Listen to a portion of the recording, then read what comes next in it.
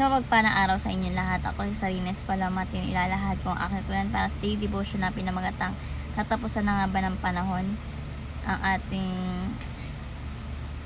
concept is eschatology at ang ating means end time, no? So, ang ating scripture is Revelation. So, dito pala muna is may 4 B's yung rapture. Pre-tribulation rapture, mid-tribulation, post-tribulation, and raptureness. So, may tatlong views on the second coming: premillennialism, amillennialism, and postmillennialism. So, ang ating Revelation chapter 21, verse 1 to 4, sinasabi na, "Then I saw a new heaven and a new earth, for the first earth has passed away, and there was no longer any sea.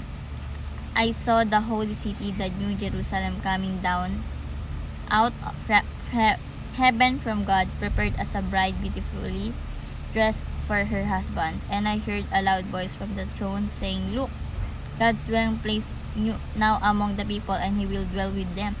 They will be His people, and God Himself will be with them and be their God. He will wipe every tear from their eyes.'" So, ang ating katuroan number 1, God controls the future. So, walang nangyayari sa mundo na hindi alam at pinahihintulutan ng Panginoon Diyos. Ang kanyang plano ay tiyak at hindi mababago. So, God controls the future. Number 2, Jesus will return in glory. So, si Jesus ay babalik upang hatulan ang mundo at ipagtagumpay ang kanyang kaharian. So, Jesus will return in glory. Number 3, creation will be restored. So, ang kasalukuyang mundo ay pansamantala at papalitan ng bagong langit, bagong lupa kung saan walang kasalanan o pagdurusa. So, creation will be restored. So, bilang application number 1, fear not but trust God for the future. So, halip na matakot ka sa mga mangyayari o pangyayari sa mundo, magtiwala na may kontrol ng Panginoon Diyos sa lahat ng bagay, no? So, fear not but trust God for the future. Number 2, live with eschatological purpose. So, sinasabi dito na mamuhay na may layunin ayon sa mga pangako ng Panginoon Diyos at sa pagbabalik ni Kristo.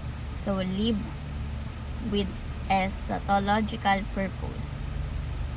And lastly po is hope in Christ's return. Huwag mawalan ng pag-asa sa gitna ng kahirapan dahil tiyak ang pagkabalik ni Jesus Christ at ang kanyang pangako ay walang hanggang buhay. Hope in Christ's return.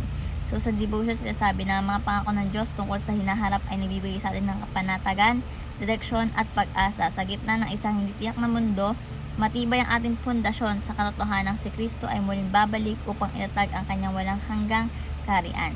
So, ayun lamang ang aking daily devotion. Naway matun kayo, ma-share sa iba at syempre ma-apply sa ating buhay.